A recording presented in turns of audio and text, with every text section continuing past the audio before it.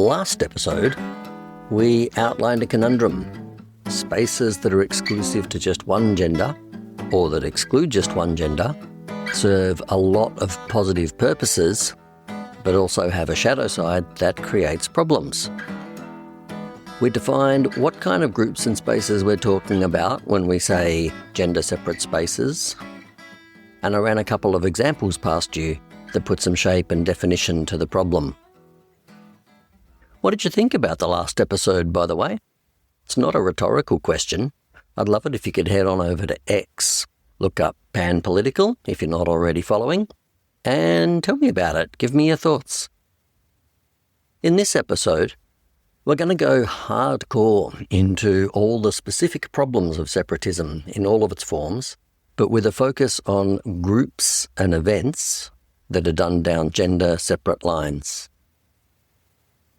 There's no question that this episode is going to make more sense if you listen to the previous episode first, but then it also kind of turns me on if you exercise your free will and just do whatever you want to do. I think that's a good life philosophy, and since I can't control you, let's settle for what's possible. So yes, this episode is about all forms of separatism, with a focus on gender-exclusive spaces and gender separatism. I have to intro this with a qualifier. I'm not saying no to all gendered groups, and I recognise that groups that are limited to just one gender are of really substantial benefit to a lot of people. It would be reckless and perhaps dangerous to just suddenly stop them, even if that was possible. Rather, what I'm wanting to explore here is that there are some very specific problems that they create in addition to the benefits that they bring. It's my hope that in articulating these challenges, you'll be in a better position to work out if gender-separate spaces still feel like a good thing for you, and to get you thinking about how to participate them without inadvertently triggering the drawbacks.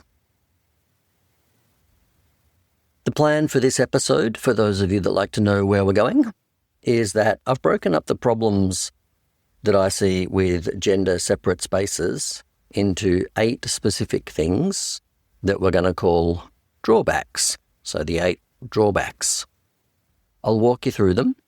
Then I'm going to follow that up with some discussion about the reasons people give in favour of separatist spaces, which we'll be referring to as the reasons. There are 12 reasons we'll be going through, along with my responses to those reasons. And then finally, after a couple of other thoughts, we'll finish with fact-checking as usual. So let's get started with the drawbacks, starting with drawback 1, the idea that only people like you are safe. You might recall from episode 1 that when I was talking about what types of gender-separate groups I was talking about, I particularly highlighted any kind of support group or self-development group or therapy group or survivor group. And there are a lot of these. It's impossible to quantify, but I feel like a lot of people do their psychological work in these types of gender-specific spaces or these types of gender-separate spaces. So straight away, before you've even attended your first recovery meeting or your first survivors group or your first gathering for people like you, the stage has already been set to assume that all the people that are not like you, so the people that you don't share your gender with, are not safe. As in, you can't do self-development work or you can't do psychological recovery work or improvement work or anything like that, just literally if the other gender is present. It's like the other gender is unsafe, and it is unsafe to have them around when you are in an emotionally vulnerable state. I find this to be a pretty amazing state of affairs. It means that as you go through life, simply being around people of the other gender is going to feel unsafe, or at least less safe than it used to feel, or that it could feel. If you happen to be heterosexual, this is going to create problems for your relationships. It's going to make it that much harder for you to trust your partners and that much harder for you to open up and be open and vulnerable. Let me just be super clear on what I'm saying here. Doing self-development work in gender-separate spaces and in gendered ways is actually undermining your capacity to be in relationships in the future. Again, assuming that you're heterosexual. This is particularly hilarious. I mean, actually, hilarious is not the right word. It's horrible when you consider that a lot of support spaces are built around the theme of relationships and the process of recovering from difficult relationships. Ironically, the group itself might be helping you in the short term, but setting you up for another wave of problems in the future, which, perhaps even more ironically, you're then going to need a support group for. I want to talk personally about my own situation to give you a more visceral example of what I'm talking about here. So I present to the world as male, and even though I identify as non-binary, and I'd rather the world saw me as having no gender, the reality is that I put absolutely no effort into disguising how I look or pretending to be something other than, let's call it a cis male body. And that's fair enough if the world sees me that way, given that we're just talking about my physical body. Let's face it, I've got a male one. If you imagine a situation where I happen to walk in on some kind of informal women's group, which could just be a group of the girls having a supportive chat or anything like that, just the very fact of me being there makes the group unsafe. Or, said differently, the reason I can't attend any women's groups is because I am unsafe, and just having me in the group would make it unsafe. So, no matter how much self-development work I've done, no matter how much I'm not a threat, no matter how much work I've done to listening to women's concerns and stories and incorporating that knowledge into my behaviour, I will never be considered safe.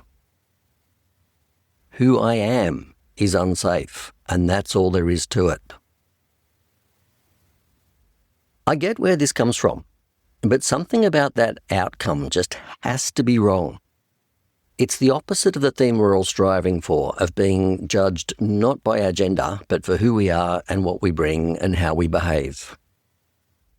It's also a problem if you zoom out a little bit. So bearing in mind that in a lot of ways, life is like some kind of wildly elaborate and well put together and confusing game, if it's literally not possible to win the game, people will stop trying. So if men can never be seen as safe, just to continue with this particular example, some portion of them will give up and stop trying. And what do you know? We're contributing to the problem we're trying to solve. The same dynamic has to exist in reverse, as in women being shut out of men's spaces. However, I think I'm a little bit blind to it, because I don't move in circles that would shut women out, and I'm not on the receiving end of that either, so I'm just less likely to notice it. I admit that. I guess in addition to that, I'm pretty darn sure there's just less of it, as in there's a lot less male-specific spaces these days than female-specific spaces. But in the abstract, the same thing applies. It's horrible that women are considered unsafe and inappropriate just because they're women. I know I've heard women complain about the way they feel they are regarded by, say, the gay male community at times, and there's no question that the way some parts of the men's movement treats women is nasty and must just be horrible to be around. I've dipped my toe in the world of the sort of right-leaning, angry and separatist men's movement, and when I say dipped my toe, I've done research. Anyway, I've looked into that enough to know that misogyny is alive and well and actually celebrated in some circles. I am sorry that that exists, and I am sorry for any woman that has been on the receiving end of that sort of attitude. And I reaffirm my commitment to never joining For me, it's unlikely to imagine me joining any single gender movement, but I reaffirm my commitment to never joining that particular dark side of the men's movement. There's one last thing to mention on the drawback of falling into the trap of thinking that only people like you are safe, and that's regarding discussions about gender politics, such as what we do here. A lot of discussions about gender politics and equality and so forth happen in single-gendered spaces, which runs the risk of meaning that just having those conversations with people of other genders starts to feel strange or unsafe. This, in turn, has the potential to impact how well those conversations go as we try and listen to each other's stories, which I think is already hard enough without the sense that we can't trust each other before we've even begun speaking. Moving on to drawback 2. Drawback 2 is the assumption that a problem that we've experienced or an incident we experienced was not just between one person and us, but that it was all of them against all of us. So there's something that happens when groups of humans get together and talk about the experiences they've had from another group of people when that other group of people are not present to the conversation. It's an almost inevitable outcome that the conversation will eventually adopt a tone which is something like, it was all of them against all of us. This line of thinking plays into our victimhood mentality, where we find it much easier and somewhat affirming even to see ourselves as victims. And we're much better at seeing other people as the cause of our problems. And like all people, I too am guilty of this from time to time. Once we start thinking in those terms and we're surrounded by people seeing the world in the same way, it's only a very short leap to start believing that whatever bad thing happened to us was not just between us and another person. It was all of them against all of us. This is controversial territory and it's sensitive territory, but in the case of a lot of sexual assault support groups, this is really prevalent. Survivor or recovery groups are almost always gender-separate spaces, and the very foundation of that separation is that because someone from a certain gender behaved badly, no person from that entire gender group can be trusted. Or, said differently, having any one of them present in your recovery makes your recovery not possible. I think this is really damaging for gender relations. To a degree, a person's trauma is transposed onto all people that share the gender of the person that caused the harm. It's an interesting one to think of from a therapeutic perspective. Is it the sign of good therapy to send someone out into the world where they've been at least somewhat put back together, but now have a more generalised mistrust of an entire gender? I don't think it does. I think it fosters a level of hatred, if I'm being honest. I feel like I've seen that in people around me over the years, and obviously it varies from person to person, but in some cases it's really profound. You can see the mistrust with which they look at people just based on gender. And obviously a lot of things play into this, but being in a culture where a bad thing that happened to you has been framed as all of them against all of us, particularly at such a tender and vulnerable time, is not going to help. If we're talking about any form of assault or any form of relationship dynamic that was damaging and harmful, obviously it makes sense to not have the person that caused you harm to be part of your support group. But to not have their entire gender present means that the entire gender is being seen as responsible for the actions of one person. Okay, drawback 3 is around what happens when we only look at things in terms of how they impact our particular group. So obviously this happens in gender-separate groups, but it's something that happens anytime we look at the world through a lens of how our demographic is negatively impacted. And please let me be super clear about this. I'm not saying that we shouldn't look for patterns and systemic and structural ways that people like us are disadvantaged. That's hugely important work. I'm absolutely not saying to drop that analysis. But if that's the only lens through which we look at the world, then we're giving ourselves a pretty distorted way of seeing things and of understanding the world around us. If we're talking about the gender binary, a full gender assessment looks something like this. How does a given situation disadvantage me? Which is the bit that most of us are naturally predisposed at and pretty good at. And I include most of the men's and women's movements in that sweeping statement. So the first bit is, how does a given situation disadvantage me? The second part is, how does it advantage me? Third part, how does it disadvantage the other gender? And remember, we're just in the gender binary for a moment. And finally, how does it advantage the other gender? It's only then when we look at both genders from both perspectives that we get a full perspective on things. But what tends to happen with separatist approaches is that we only ever look for how we are disadvantaged. We mostly speak only about that, and then that becomes the main thing we see around us. So through a trap of our own setting, we almost always wind up with a distorted view on how we get treated by the world, which often then becomes a source of anger and more fuel for the gender war. Perhaps an example might be handy. It's an example of how a one-sided perspective impacted things and of how the pen can be mightier than the sword. I'm going to read you a pretty famous quote, an inspiring call to suffering women to step up into their power from the book Women Who Run with the Wolves. After I've read it, we'll go on a little adventure. Here's the quote. A healthy woman is much like a wolf, robust, chock-full, strong life force, life-giving, territorially aware, inventive, loyal, roving. Yet, separation from the wildish nature causes a woman's personality to become meagre, thin, ghostly, spectral. We are not meant to be puny with frail hair and inability to leap up, inability to chase, to birth, to create a life.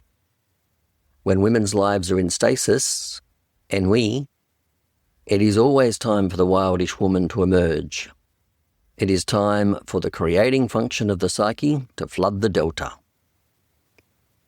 Okay, so that's the quote. Now let's go on a little bit of an adventure together. Here's the same quote, but this time it's an inspiring call out to everyone. Quote, a healthy person is much like a wolf, robust, chock-full, strong life force, life-giving, territorially aware, inventive, loyal, roving. Yet, separation from the wildish nature causes a person's personality to become meagre, thin, ghosty, spectral. We are not meant to be puny with frail hair and inability to leap up, inability to chase, to create a life. When people's lives are in stasis, ennui, it is always time for the wildish person to emerge. It is time for the creating function of the psyche to flood the delta. End quote. What strikes me about this is when it's written from the original gendered perspective, it cannot help but to make you just that little bit furious at the way the world treats women. It presupposes that women alone are downtrodden and then provides an inspiring rally cry for women to rise up and reclaim their power, probably together and to the exclusion of men who it assumes are already running free. However, when you read it in the gender neutral, what you realise is that we're all getting screwed over here. None of us are free. We've all had our wild nature beaten out of us, our creative spirits killed, and that we all need to rise up to something better, together. And that last word is the most important one. Together. One approach brings us together and has us fighting a common enemy. The other approach pulls us apart and has us fighting each other. When gendered groups aren't conducted to specifically avoid this problem, they run the risk of pitting us against each other. They make the gender war worse.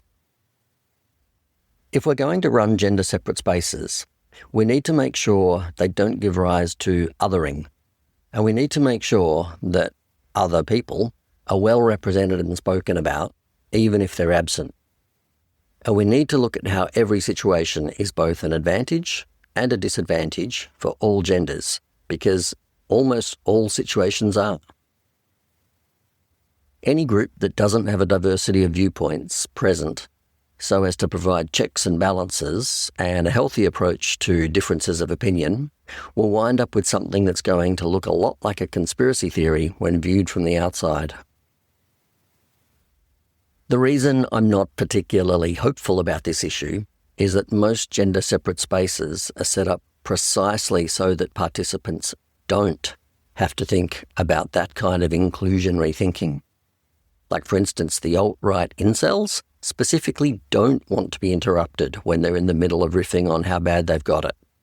And in my experience, the people who love the original text that I read before on women who runs with the wolves very specifically don't want to see it in the gender neutral because they don't want to see that men also suffer and experience many of the same oppressions that women do.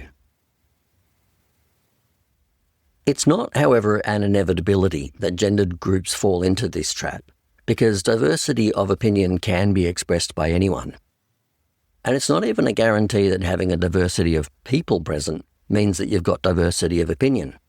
If people of different genders have locked on to the same political view, and anyone with different ideas is too scared to speak, well, that's not going to work either. But in general, groups with a diversity of people are more likely to have a diversity of dialogue. Drawback number 4 is that we don't hear each other's stories. And without that, it feels like there are no other stories. If there's something I'm hopeful about in this world, as opposed to the bleakness of my last point, it's that when we actually manage to sit down and listen to each other's stories and rehumanize people who we may have built up to be a little bit one-dimensional, a lot of change actually happens very quickly. So when we hear other people's stories, when we hear what happens to people other than ourselves, it's highly likely that compassion and understanding for those people is just naturally going to follow. And even a desire to do what we can so as to not contribute to creating more bad stories now that we've heard those stories. For all of my bleakness, I think most humans are actually pretty good like that.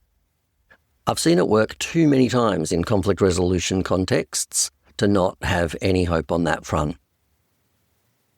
And if there's something else I'm hopeful about, is that we're all desperate for whoever we identify as the other side to be.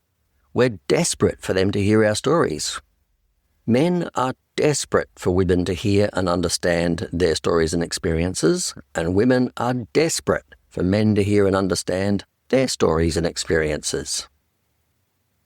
The internet seems to sometimes run on a steady moan of complaints about how the other side seems to have no clue, no understanding about what it's like for us over here. The problem is that when we tell our stories in gender-separate spaces, the people that we want to hear those stories literally can't, because we've banned them. And then, bewilderingly, we complain that they're not hearing or understanding our stories. So even if we're not actively participating in formal gender groups, like trans groups or non-binary groups or women's groups or men's groups, we still often tell our stories in spots where only our own gender is present, or people like us. Or we read books and articles written by one gender for one gender. etc., etc. In my experience, when we create spaces to hear stories about what it's like for genders other than our own, it's almost inevitable that the gender war softens. We discover that what we thought was a cut and dried case of us being the victims and the other side being the winners, well, these stories and these circumstances almost always become a little more nuanced. We discover that the thing we correctly identified as a privilege that the other side has also has a lot of nuance to it.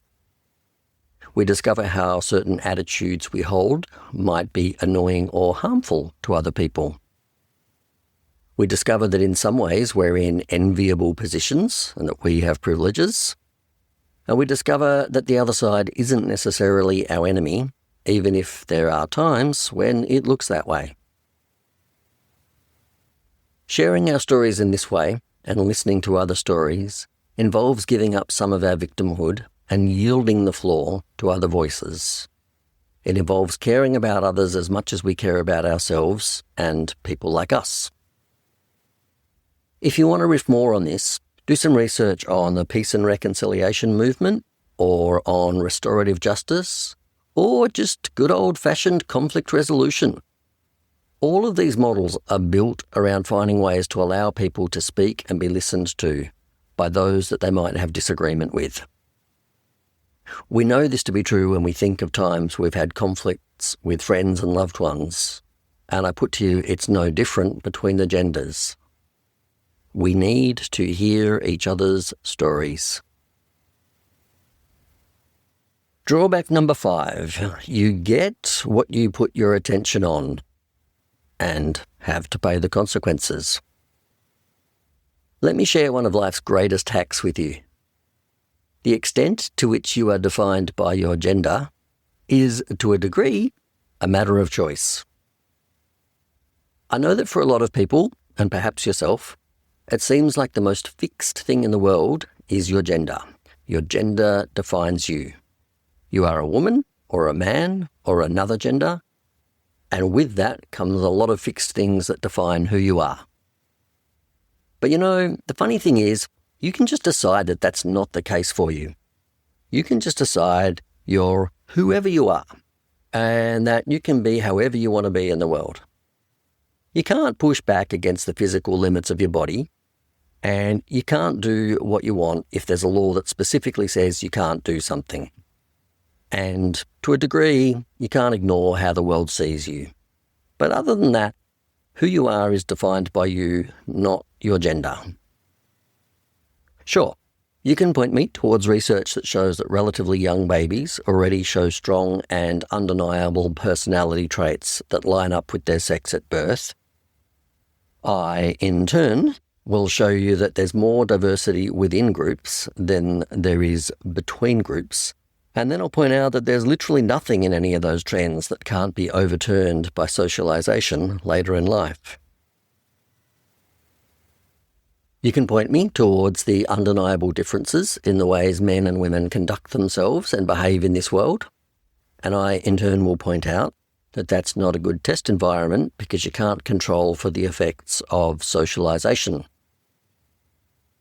What we see when we look at the women and men around us as adults is not the core of how women and men fundamentally are, because we can't separate that out from how they've been socialized.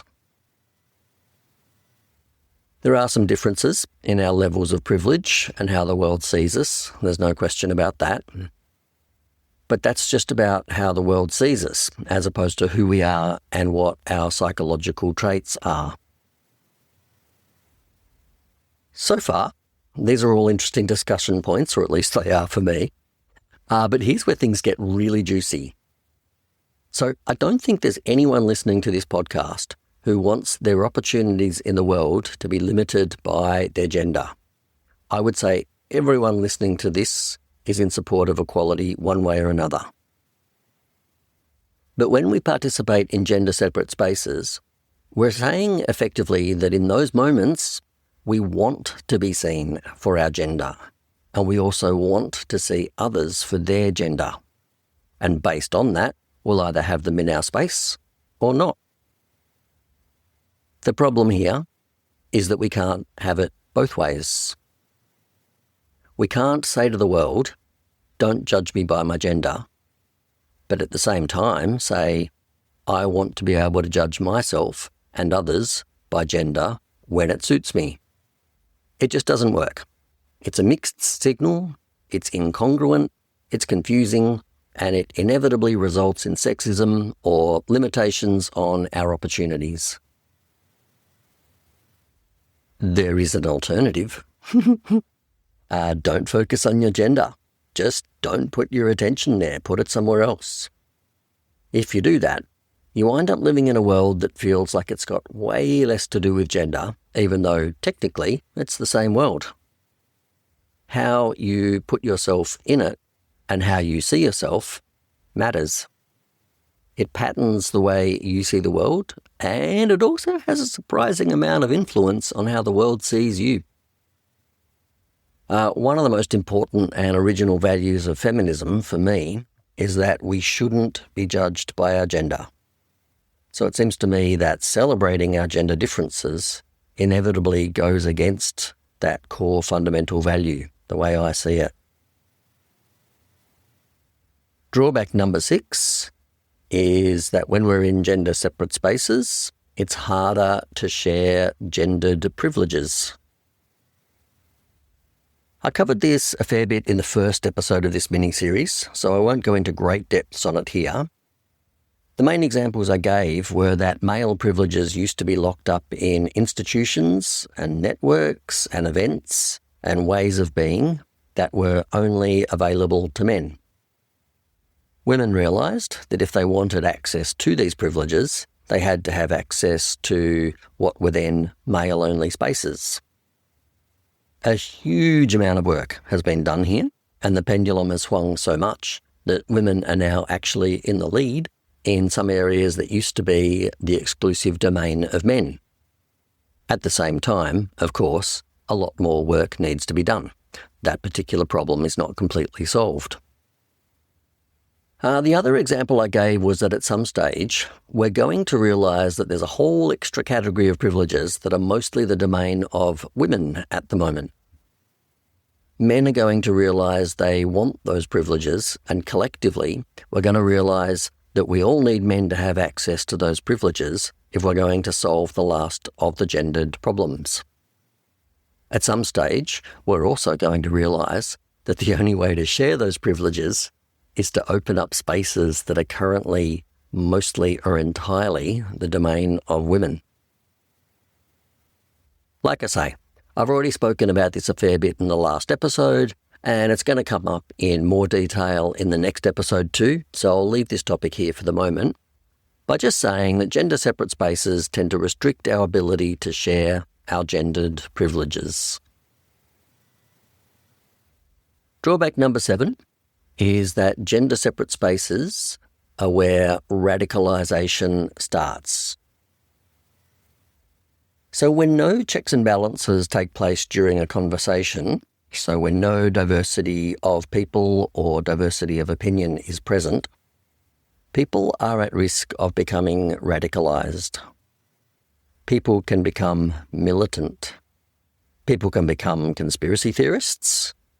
And people can become dangerous.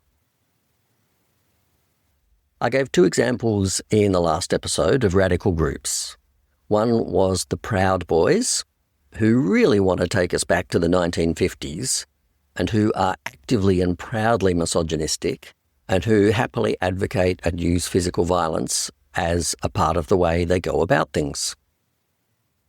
The other example was the Scum Manifesto and the groups and writings that have sort of sprung up around that, which advocate for the removal of men from Earth.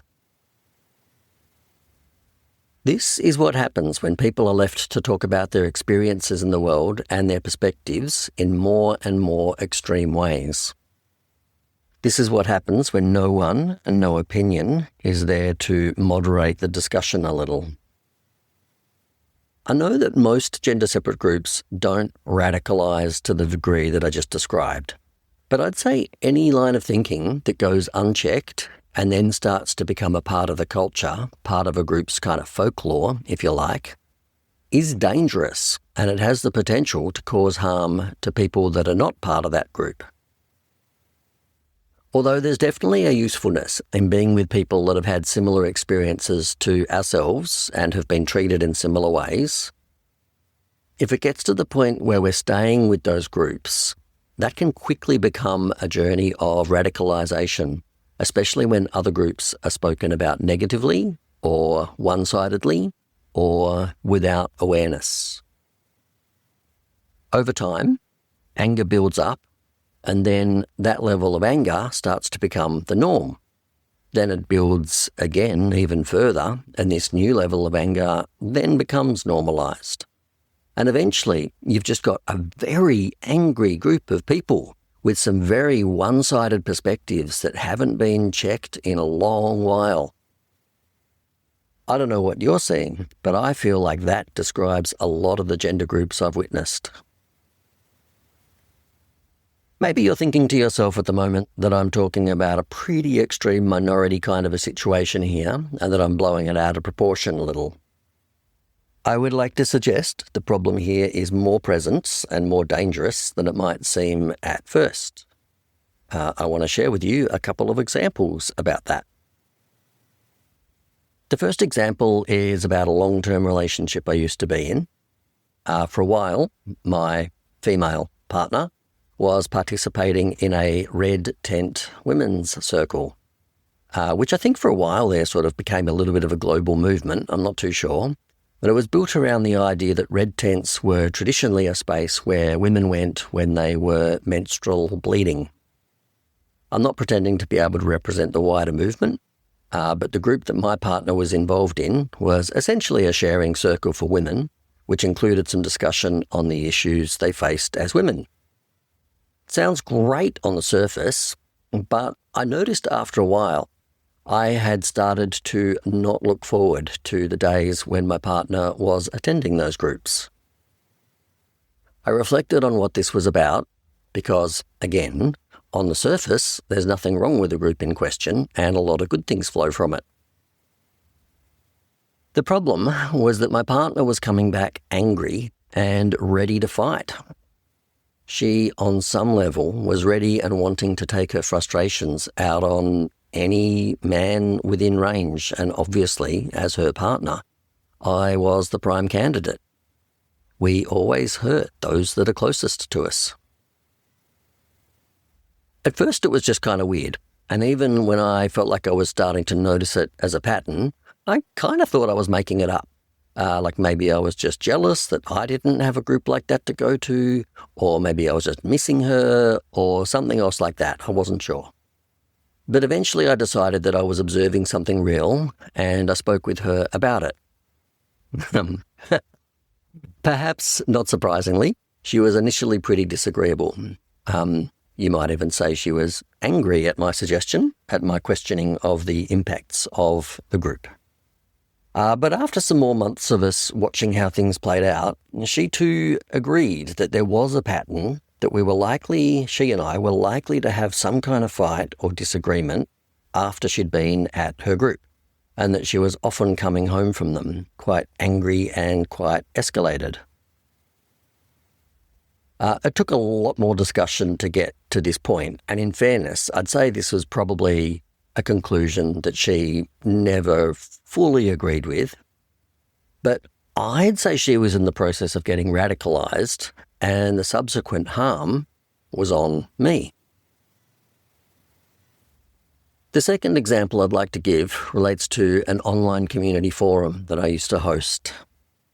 Someone once posted an article that had the aforementioned scum manifesto included in it, advocating for the removal of all men from Earth.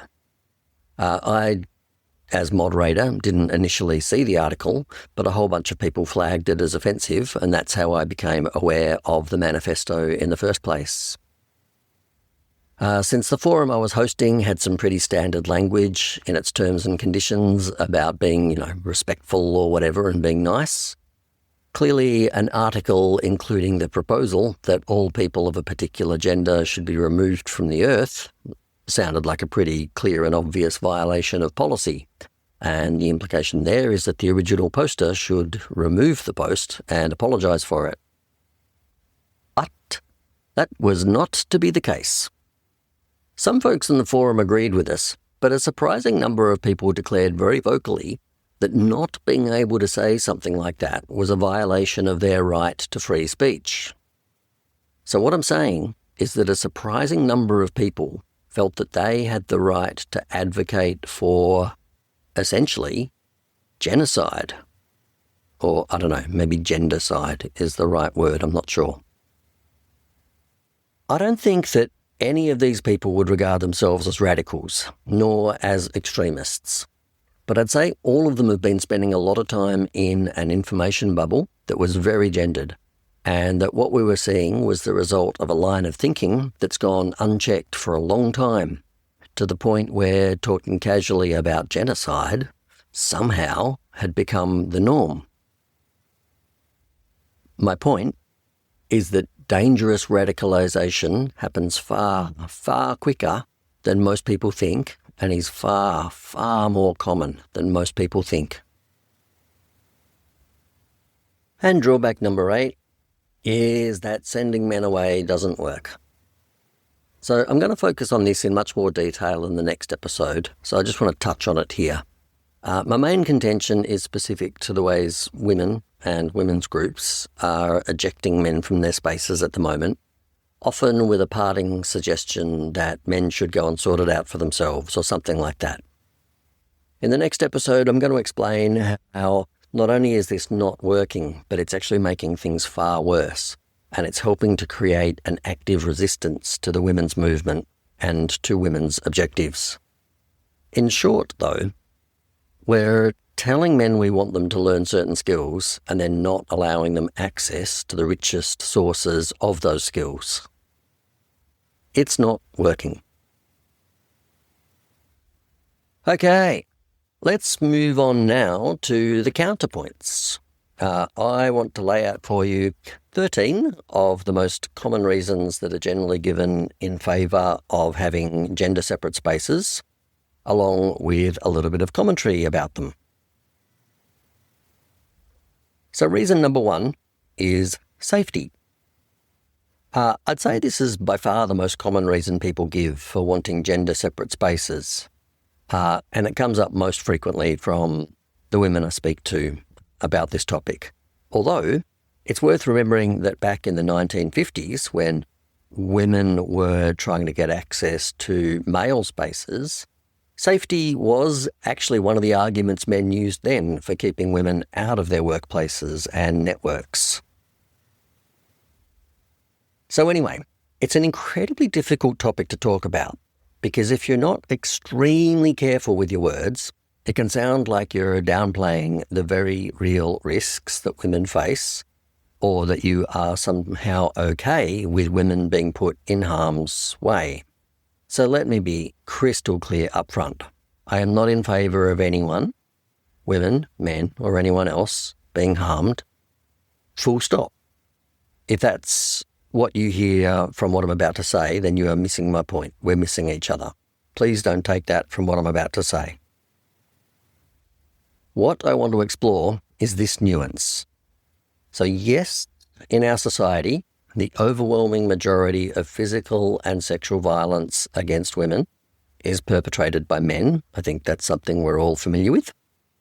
That's a fact, and it makes perfect sense why many women want spaces where men simply aren't present as a baseline protection. I get it, and I respect it. But here's where I think we can get more precise. In many of the everyday spaces we're talking about in this series, so, a book club, a self-development workshop, a weekend away with friends, a peer support group, all of those sorts of spaces, in all of those spaces, the, quote, stranger danger, unquote, element is basically non-existent. Everyone there knows each other. And the risk of a sudden physical or sexual harm is extremely low. In those contexts, excluding an entire gender often isn't really about safety. it's about something else, like comfort or familiarity or the avoidance of discomfort. There are absolutely places where safety concerns are legitimate and warrant spaces to be single-gendered or at least to exclude men. So, off the top of my head, like change rooms, toilets, shower blocks, certain settings in hospitals, spaces where people are in highly vulnerable or intoxicated spaces or are physically exposed. I fully support keeping those protective boundaries in place. That just makes sense. The question is whether we've let the valid safety argument quietly expand to cover basically everything. And if we have, what might that be costing us in terms of connection, learning across genders, and building a world where people feel safer together with each other and not just when they're apart from each other? Which brings us to reason number 2, which I'm going to call comfort. A lot of people say they're simply more comfortable in single-gender spaces, and you hear this from women and from men and from folks all across the gender spectrum. And I get it. There's something familiar and easeful about being around people who have walked a similar path through the world or something like that. But here is also where I gently push back. If someone said exactly the same thing about race, like for instance, I'm just not comfortable having people from that background or that country in my space, most of us would immediately recognise that as a prejudice worth examining rather than a justification for building walls. Saying something like that is judging people based on a category rather than who they actually are and how they show up. I think the same principle applies to gender. If you're uncomfortable with a whole group of people and aren't assessing individuals within that group on their merits, then perhaps that's an opportunity for some inner work and self-reflection. Expanding our capacity to be with difference without it feeling threatening. With that said, I think there's an important caveat, especially for minority genders and queer communities. Harassment and exclusion of those communities are very real and very constant. And I include myself in these communities because I identify as non-binary, or more accurately, agendered. I don't like to think of myself as having a gender. If you want a longer version on what I'm referring to there, then circle back to the introduction episode of Panpolitical, where I go into some of those details at the end. Anyway, from this perspective, in that light, I can absolutely see the value in some dedicated queer or minority gender spaces as places of safety or healing, or even just as spaces where one can relax without constantly having to do battle with language that doesn't include us. But even there, though, I often see groups separating themselves out from the rest of the world more than feels necessary, and it's not for safety, it's just out of habit or desire to be in an echo chamber and not having to deal with the diversity issues. And that's a lot harder for me to get behind, because ultimately the goal isn't to make everyone perfectly comfortable all the time. It's to build a world where we can bring ourselves fully into more mixed spaces, be around other people, and have some kind of dialogue and exchange across differences. And if that means doing some personal growth to make that possible, then I think that's where we're at. Reason number 3 in favour of gender-separate spaces is that we need private spaces for nudity, dignity, or privacy reasons. And yes, I fully agree with this one.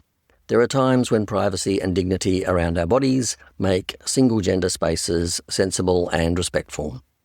Although, that said, I'm enough of a utopian to dream of a future where we all feel genuinely safe, where harassment is a distant memory, and where we are so at ease in our own skin that we don't even need these separations.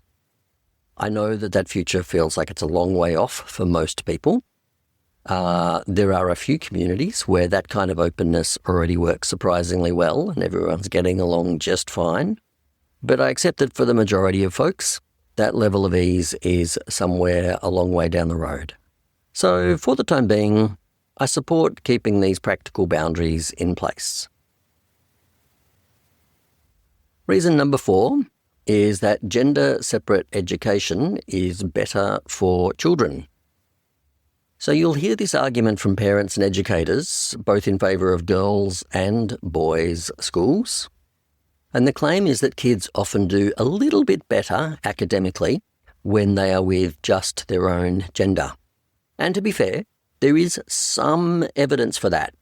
Although it's patchy, it's not always repeatable, the gains are usually small or very small, and there are questions about how the schools and the data are selected. The bigger issue for me is the trade-off that comes with those minor gains. So those modest academic benefits come with some very real costs in how children learn to relate to, let's say, the other gender. Research suggests they can end up with weaker cross-gender social skills, more challenges in dating and relationships later on, and even knock-on effects for marriage stability and income in some studies. Again, that research isn't perfect either, but the downsides look potentially more significant, especially if you happen to be heterosexual or expect to work or live alongside people of the other gender in your future life. As an aside, and to be transparent, this is way outside my expertise, one idea that is gaining some traction at the moment is to address some of the problems of there's a philosophy out there that boys mature a little later than girls, and I don't know whether that's because of the way they're socialised or the way they're born. I actually don't care for these purposes, but there seems to be some support behind that idea. And an idea that's gaining some traction is to simply start boys at school 1 year later than girls, in the same schools, obviously. So yeah, this accounts for the fact that boys seem to be maturing just that little bit later. And I don't know, from where I sit, that sounds like a pretty smart, low-drama adjustment. Let's see if it catches on as an idea. In the meanwhile, reason number 5 is that having the other gender present makes people compete with each other for attention. So the idea here is that mixing genders in the same group or space or community or whatever else, it tends to lead to flirting and posturing, and a competitive dynamic emerges that can disrupt the group. There is some data showing that this can happen, although I'm not sure that the effect is usually all that large. So ignoring for a second the significant number of people that are same-sex attracted, and therefore allegedly already disrupting the peace even in same-sex settings, the deeper issue for me is that this competition doesn't disappear when you make a space limited to just one gender. All that happens is that tension gets pushed somewhere else. So the underlying desire we have to connect and be seen and to form relationships is still there. It just goes somewhere else. If there is more generally a sense of awkwardness between genders in a group setting, I'd suspect that a lot of that comes from having an excessive focus on gender differences in the first place and not having enough time in mixed gender spaces to normalise that and get comfortable. So the more time we spend together as people, the more naturally we tend to relax around each other. Reason number 6 is that therapy spaces don't work if they're mixed gender spaces. This one carries real weight because so many therapeutic and self-help groups and peer support groups and recovery groups are single-gender spaces. And the thinking is that people, especially when they're working on something like sexual assault that people tend to see as being very gendered, so the thinking is that people simply can't open up with the other gender present. Here's my concern with that. The moment we frame something as a gendered problem that requires excluding the problem gender, we are subtly teaching that the harm wasn't one person's actions, it was that whole gender against ours. And I've spoken about this already this episode. But yeah, that can be devastating for long-term healing. It wires people to see an entire gender as being unsafe, which sets them up for an ongoing struggle rather than genuine recovery. I want to share a personal example of my time as a sex educator. I helped run an ongoing support community that started small, like around 20 people, and grew over the course of 10 years to about 120 people. We talked about deeply intimate topics such as sexuality, bodies, past abuses, pleasure, consent, relationships, you name it. And ordinarily, with topics like that, I think a lot of people would assume that stuff like that just had to be done in single gender groups. But it wasn't. I had all genders present in that space, and it worked beautifully. And I believe it actually worked better because of the fact that all genders were in the room. The diversity that was present provided natural checks and balances so that no single narrative could spiral away unchecked. It kept things more healing, more informative, and richer overall. People left that space feeling more connected rather than more divided. I've seen the same pattern in other groups and other workshops, both ones that I personally have run and ones that have been run by other people. Mixed gender spaces don't have to shut people down, although they do tend to shut down the temptation to sink too far into victimhood or one-sided stories. I strongly believe that even on what people would regard as heavily gendered topics, that mixed therapeutic environments often serve people better in the long run. Zooming out from my specific experience and those examples I gave, let's just look at counselling and other forms of therapy like that. A lot of that therapy is done across gender lines. Like, for sure, some clients will enter the therapeutic experience with the belief that only someone of their gender will be safe to share their stories to. And some people just can't imagine going into depth or in any kind of detail about their experiences with someone from a different gender. So when they're setting out, they find a therapist with the same gender or the same sex as them, and on some level the experience then becomes confirmation that they can only talk about that subject and those experiences in a same-sex environment. On the other hand, a lot of clients just don't care. They pick a therapist that they get along with and that maybe has some specialised skills in the thing that they're wanting to work on, whether it's sexual assault or whatever else. And I don't know, I guess there's about a 50-50 chance this will be a therapist with a different gender to them. But funnily enough, the therapy is going to be just as effective. So I guess I want to say that while a lot of people can't imagine doing recovery work with someone of a different gender, I want to be very careful here. But that might be a self-limiting belief rather than something that could simply never work and should never be attempted.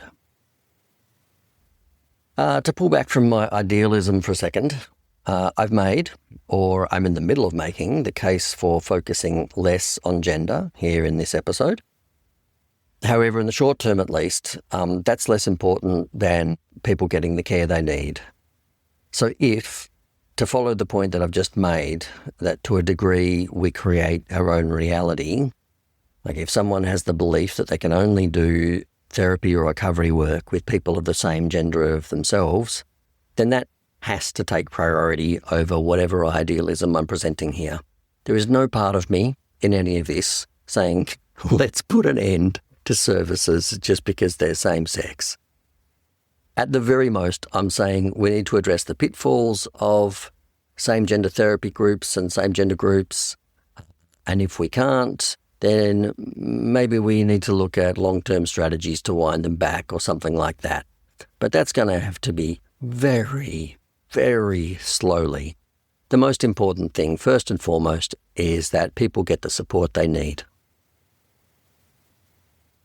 Reason number 7 is that we just need time with our own gender at the start of our healing or therapeutic journey. So not surprisingly, I disagree with this one. If we start the healing process in a single gender bubble, it tends to keep people there. It tends to create a gendered snowball that's very hard to stop. In my experience, people rarely transition out of a single gender approach in practice. And it sort of reinforces the idea that it was all of them against all of us, which we've already spoken about, and it makes the entire other gender feel unsafe. So if you start there, once that lens is in place, it's a really tough one to shift. And in my experience, most people don't. Reason number 8 is that some issues and experiences are gendered, and we need to gather around those issues and experiences with people of the same gender. So I agree that some things are genuinely gendered and benefit from single gender spaces, but I think far fewer than we usually assume. And I think the only really clear examples are ones that are more tied to our physical sex, or maybe our physical gender, depending on what language you use. But I think the clearest examples are ones that are tied to our physical sex, such as things like menstruation, pregnancy, birth, menopause, and similar experiences like that. Even here, though, separating things out creates its own challenges, which is like, how do we keep the other gender informed and compassionate about our situation if they are never in the room when these topics are discussed? We can't then complain about the lack of understanding when we've made participation impossible. For many other issues that people tend to treat as gendered, I believe separating them often does more harm than good. To take as examples a couple of things that most people would regard as extremely irrevocably gendered, let's talk about erectile function, which is what most people generally refer to as erectile dysfunction, and vaginismus or lubrication issues. Psychologically, the roots of those things are often very similar. So past experiences are manifesting in intrusive ways, or something about the current circumstances with a partner just isn't working. The core work of those things is very much shared, even if a few of the physical details differ by body type. So when we think about those topics and talk about them in gendered silos, we sort of fall for thinking that the grass is greener over there, and we also miss the opportunity to teach other people and maybe even teach our partners what we actually need from them. We lock our stories away in exclusive spaces instead of letting the people who most need to hear our stories listen to them. Sexual assault is another example. In single gender groups, it's easy to lose sight of the fact that almost everyone can experience misconduct and almost everyone is capable of it. And there is some variance in the numbers around how particular types of gendered violence or misconduct plays out between genders, but the overall numbers suggest we have far more in common than we do in difference, sad as that is. Personally, speaking for myself, I've mostly avoided male-only medical care or supports or groups for issues that relate to my admittedly male body, and it hasn't held me back. And I think the mixed approach has brought some real benefits that I just wouldn't have found if I was constantly putting myself in gender-separate spaces. Reason number 9 is it's not my problem. So we're now getting to the sharper end of this conversation. So this is something I've heard, sometimes politely and sometimes very bluntly, when I've asked organisers of gender-separate spaces whether they might be open to opening them up. And I want to be transparent with you here. These conversations, from my perspective, have almost always been with women running women-only spaces, since in my world, in the little bubble that I live in, it feels like there's got to be 100 of them for every male-only space that I've come across. However, I have had this exact same conversation with men and gotten a variation of the same responses. So anyway, I'll see something that looks fantastic. So like maybe a space that's about self-development or emotional skills or communication or sexuality or life direction or some other thing. And I'll think to myself, wow, men could really use this too. So depending on circumstances, I'm sometimes in a position where I can ask the organiser, would you consider including men? It seems to me that a lot of men could benefit from this work. And the response generally boils down to something like, men are not my problem. They should sort it out for themselves. Here is why that backfires, and we're going to be exploring this in much more detail in the next episode. Many men haven't been socialised or given the same opportunities in the areas that I just mentioned. So telling them to figure it out for themselves is like asking the blind to lead the blind. Some men do brilliantly when told to do that, of course, but overall there's a much more complicated pattern. Too many men end up in corners of the men's movement that are not supportive of women and that don't actually teach the skills that matter the most. If I could go back in time and speak to the men in the 1950s who wanted to keep women out of workplaces, education and positions of power, I would say exactly the same thing, of course. When I suggest that women need access to their spaces and they respond that that's not their problem, I would say, yes, it actually is your problem. Pretending otherwise is about to backfire on you. It's about to backfire on all of us.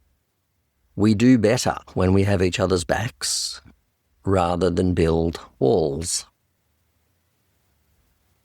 Phew, that was a big one. Okay, reason number 10. What about sport? Shouldn't sport be gendered? When you look at something like the Olympics, it's hard to imagine scrapping gender categories entirely, and I'm not suggesting we do. But let's face it, for the vast majority of us, like the 99.9999% of people who are not elite athletes, and yes, I actually did the maths on that number was specific, it wasn't just random, gender separation is often just a really rough shortcut. What we really need is a nuanced tier system based on skill, strength, experience, and things like that. So I used to play squash, and don't get me wrong, I'm talking about a few years when I was a teenager. But anyway, I used to play squash, and those games were far more fun and developmental when I was matched with someone at a similar skill level to me. And gender had nothing to do with it. Skill-based grouping just works better for most of us and is more enjoyable. Reason number 11 is that only people like me who have been through what I've been through can understand what I've gone through. So I think there's a kernel of truth here. Shared experiences can create quick understanding and validation of who we are, where we're coming from, what we're going through. And comparing notes with people who have faced similar challenges or are facing similar challenges, whether it's to do with gender or age or ability or orientation or anything else like that, it can help us spot patterns of privilege or disadvantage and build up our collective voice when we need to do that. So talking with people who have been through what we've been through can be like a shortcut to understanding. But there are some real limits. Most therapists and counsellors haven't lived their clients' exact experiences, or perhaps anything like them. Yet compassion and skilled listening still make them incredibly effective. And no two people respond to the same event the same way. So what's minor for one person can be a profound trauma for another. And so assuming that someone like me will automatically get it can actually be misleading or even harmful. As a therapist, it's a trap to assume that because you've heard the start of a story before, that you know where it ends and that you know what parts of it are going to be important. There's also a risk of starting to see everything that happens to you through a gendered lens. What I mean by that is when you start looking at the world from the perspective that everything that happens to you probably happens to you because of your gender, and probably also happens to other people in a very gendered and patterned way, that can be complicated, sometimes true, sometimes very not true. Let me give you an example. I don't spend a lot of time on social media. It's bad for my mental health.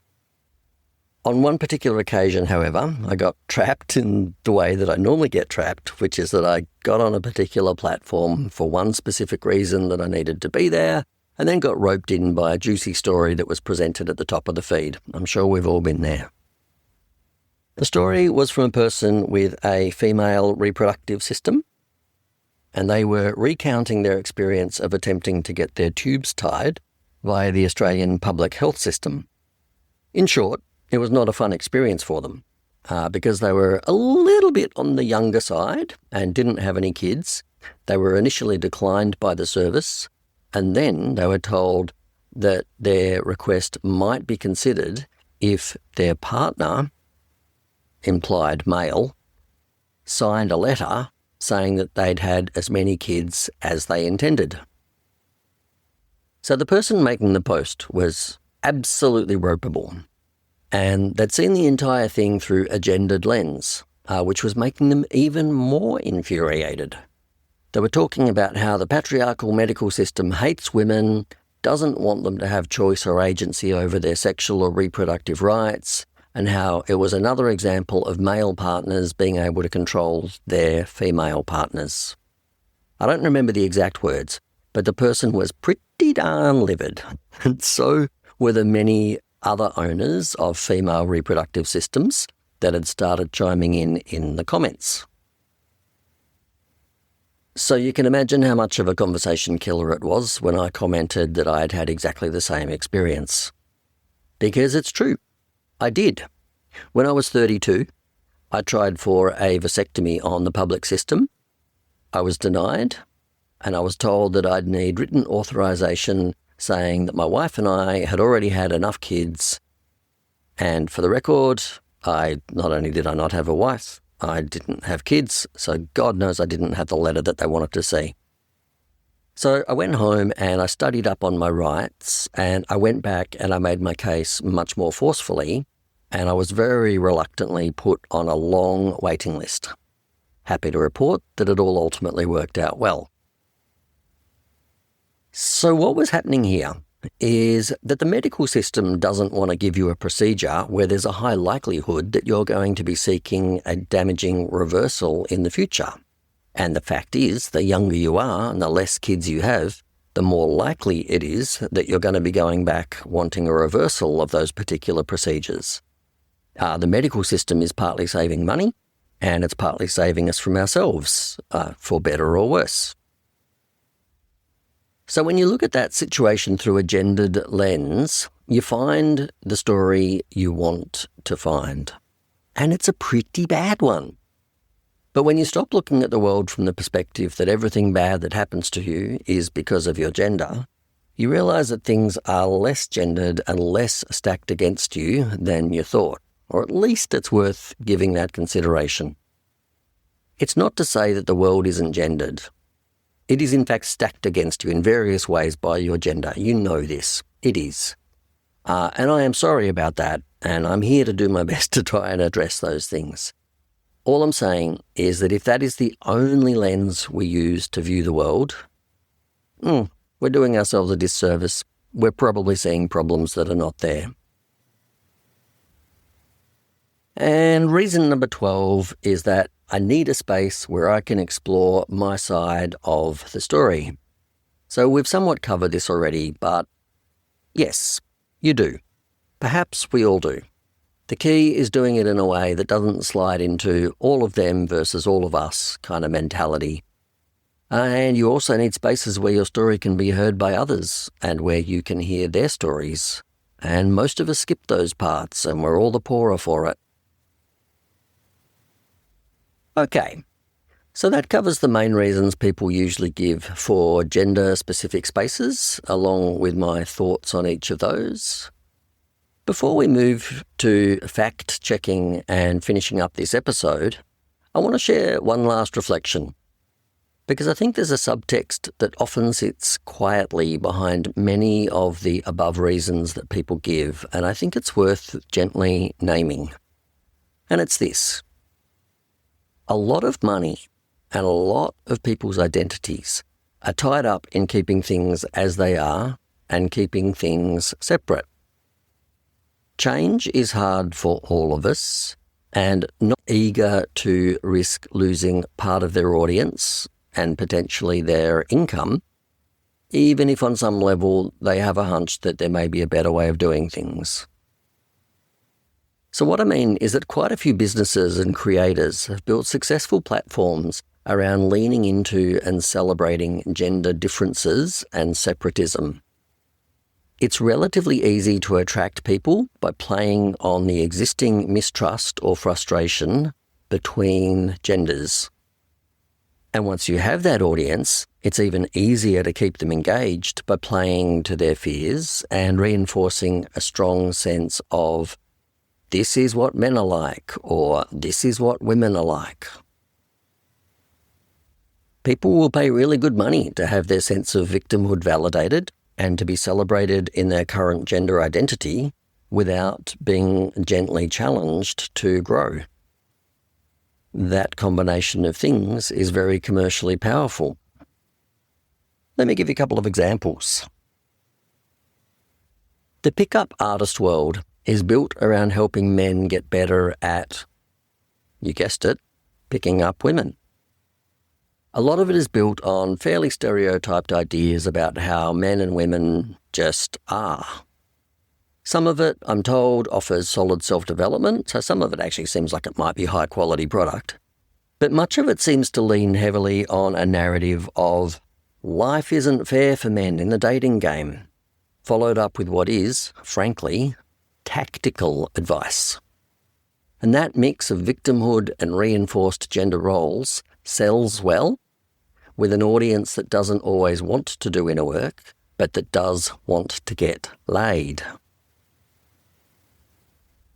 Now imagine, if you will, the same material being offered to all genders together. You just couldn't rely on those easy, cheap stereotypes, and it would be much harder to lean into the one-sided victimhood when it's clear we're all navigating the same messy reality, even if there are some differences in how things play out between the genders. The focus would naturally shift toward genuine self-development and skills that actually help people connect. As another example, let's recall the women's sexuality workshop I shared about at the start of the last episode as another example. In its original form, it leaned into how the world treats women and how the frustrations that flow out of that are pretty substantial, including details about how women's sexuality is oppressed. But when we retold the same content in a fully inclusive way, so basically replacing the word woman with the word person, almost all of the content transferred just fine, and the experience itself became warmer and more peaceful and more connecting for everyone in the room. And what do you know? It turns out everyone's sexuality is oppressed, not just women's. The pattern is that many of us will pay to avoid being challenged on our victimhood stories or the parts of our gender identity that we'd rather not examine. And plenty of savvy operators have built businesses that meet that need. I call so what I've just described, this subtext in the background, I call it a subtext because I believe it sits in the background of many reasons people give for preferring single gender spaces or for running single gender spaces. It's very rarely spoken about out loud, but I think it's there as a very strong motivator. And while we're on the topic, I think it's worth looking up the concept of pink washing if you haven't already gotten familiar with it.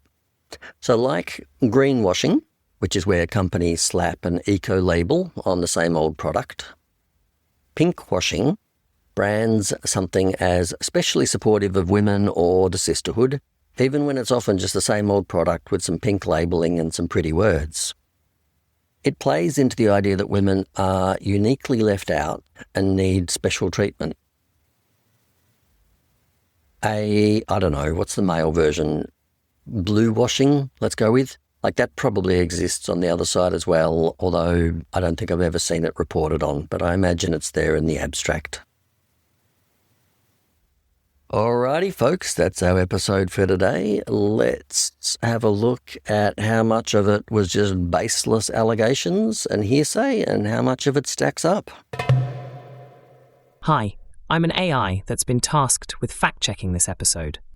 The following are easily supported claims. Overwhelming majority of violence against women is by men. Single-sex education academic gains are minor. Women are leading in some former male domains in education. Scum manifesto exists and is extreme. More diversity within than between gender groups on many traits. Medical caution exists for young sterilization procedures. Group polarization in echo chambers is common. Mixed gender anxiety higher in some single-sex alumni studies. Cross-gender social skills trade-offs are documented. Claims needing nuance or clarification. Research is supportive, but sometimes mixed, that mixed gender therapy groups are superior. That red tent circles cause post-group anger is anecdotal, as indicated. The racial prejudice comparison may be true, but is edgy. The word pinkwashing usually applies to other contexts.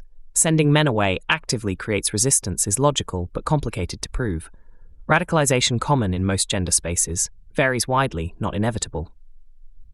Vasectomy denial purely systemic, not gendered. Illustrative, but individual cases vary. Hey friends, how about this strange old thing we call capitalism, huh? I have some thoughts. First off, I want to say this clearly. If you're just listening, that's genuinely enough. I see the download numbers, I know you're there, and it means something very real to me. You're turning these ideas over in your head, maybe chatting about them with others, maybe looking at the world a little differently. That's the whole point of this for me. No pressure, no guilt. I'm grateful you're on the ride. At the same time, I know some of you want to support this more actively, and you're in a position to do so. That's where Patreon comes in. It's a simple, direct way for you to throw a bit of fuel on the fire if the episodes have been useful or meaningful to you. I used to feel weird about asking for such things, but then I realised it's not that different from buying a book that changed your perspective, or paying for a workshop, or even just grabbing a coffee for a friend who's been good to talk to. This show is my version of that, something I'm putting real time and care into, and that you can support if you want to. So if you're able and it feels right, head over to the link in the show notes and become a Patreon. Even a small amount helps me more than you might think. And if not, keep listening.